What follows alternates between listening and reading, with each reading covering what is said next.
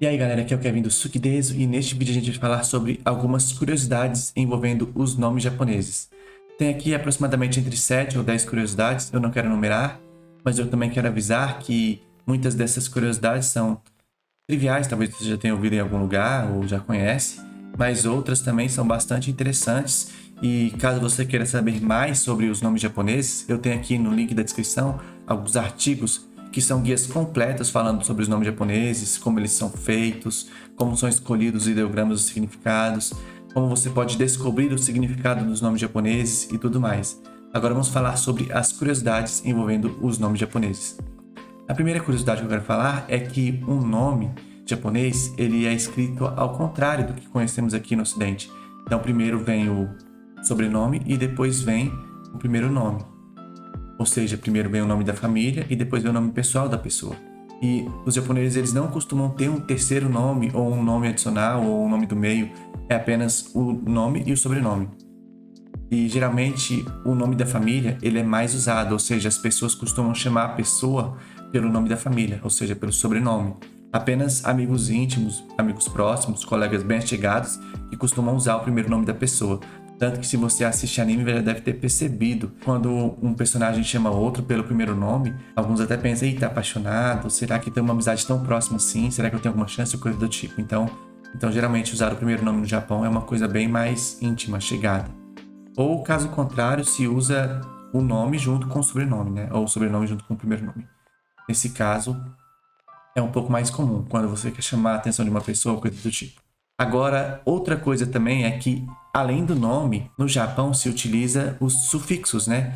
Que são san, que é equivalente a senhor, senhora, só que não para pessoas mais velhas também, para qualquer tipo de idade, é o sufixo mais comum de tratamento.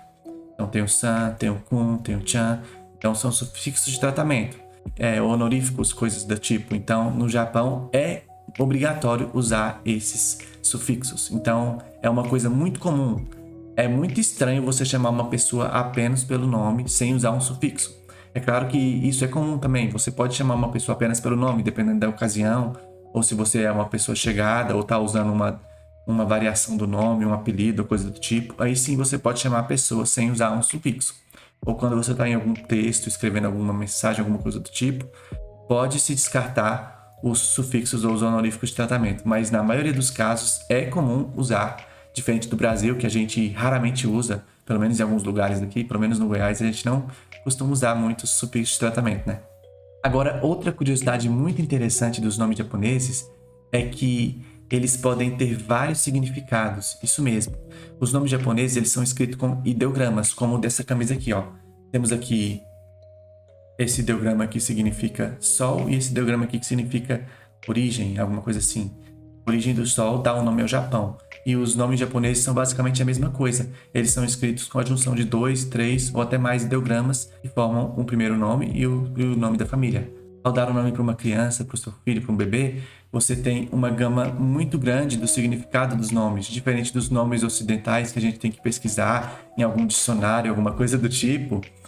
Os nomes japoneses, você consegue ver claramente o significado do nome ao ler o nome em japonês.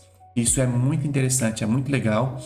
E outra coisa também é que os nomes japoneses, eles têm várias pronúncias. Por exemplo, essa palavra que tem aqui é Japão, né? Então pode ser lido Nihon ou Nippon. E a mesma coisa é os nomes japoneses. Então, geralmente os nomes japoneses, eles podem ser escritos de várias maneiras diferentes, ser lidos iguais ou ser lidos diferente. Claro que o nome é o nome, né? Não vai mudar. Só que na hora de você escolher o nome, você tem uma gama muito grande de alternativas para nomes usando significados semelhantes. Da mesma forma que você vai ter muitos nomes parecidos, porque infelizmente, ou felizmente, né, dependendo da ponto de vista, o idioma japonês, ele tem poucos fonemas, ele tem apenas 109 fonemas, ou seja, por isso que temos muitos nomes parecidos em japonês, ou os nomes simplórios, sem algumas sílabas que a gente conhece no português, sem TR, sem S, porque no japonês não existe V, não existe sílabas com 3 letras, então o japonês ele é bastante limitado nessa questão de fonemas, de sílabas, então os nomes também são bastante limitados. Mas é uma coisa muito interessante. Peraí que meu gato tá atacando a planta ali. E os nomes japoneses são parecidos por causa disso, porque tem apenas 109 sílabas no idioma japonês. Então isso cria uma certa limitação aos nomes japoneses. Vale destacar que esses nomes japoneses, apesar de eles serem escritos com ideogramas, vale destacar que esses ideogramas, geralmente nos nomes, não têm a mesma leitura que na língua original. Então, por exemplo, esse ideograma aqui, que geralmente tem uma leitura específica, uma leitura com on, para nome pode ter uma leitura totalmente diferente, pode ter um fonema totalmente diferente. Então, é uma gama maior ainda você usar nomes japoneses nos ideogramas, porque as leituras deles vão ser diferentes em algumas ocasiões. Outra curiosidade é que existem sim nomes japoneses que são escritos inteiramente em hiragana, sem usar o kanji ou o ideograma. Para quem não sabe, hiragana é o alfabeto silábico do japonês. Então, o total de 109 sílabas podem ser escritos usando o hiragana. Então, os japoneses também podem ter nomes escritos em hiragana e eles escrevem seus nomes em hiragana quando não querem escrever o kanji, né? Porque dá trabalho demais. Tem gente que tem um nome com kanji muito complicado e o meu gato tem que parar de atacar os fios aqui da internet, debaixo da mesa. Então, os nomes japoneses, eles costumam ser escritos em hiragana quando está escrevendo informalmente e raramente a pessoa vai ficar escrevendo kanji assim, ainda mais se for muito difícil. Só quando vai preencher algum documento, alguma coisa assim. Geralmente quando vai trocar mensagem, pode escrever em hiragana, mas o katakana, que ele é usado para escrever nomes de origem estrangeira, eles podem ser usados pelos japoneses, mas não é uma coisa muito tão comum como estrangeiro usar o katakana, né? Então, o katakana é usado para escrever nomes estrangeiros. Essa é outra curiosidade que eu gostaria de destacar. E, para finalizar, outra curiosidade interessante também é que os nomes japoneses, a gente pode perceber que, para nós do português, alguns nomes femininos parecem ser masculinos ou masculinos parecem ser femininos, mas muitos nomes, o término do nome identifica o sexo que o nome é. Não necessariamente, porque a maioria das sílabas do idioma japonês que terminam um nome podem ser unissex. A gente tem alguns específicos que podem identificar se o nome é feminino ou masculino.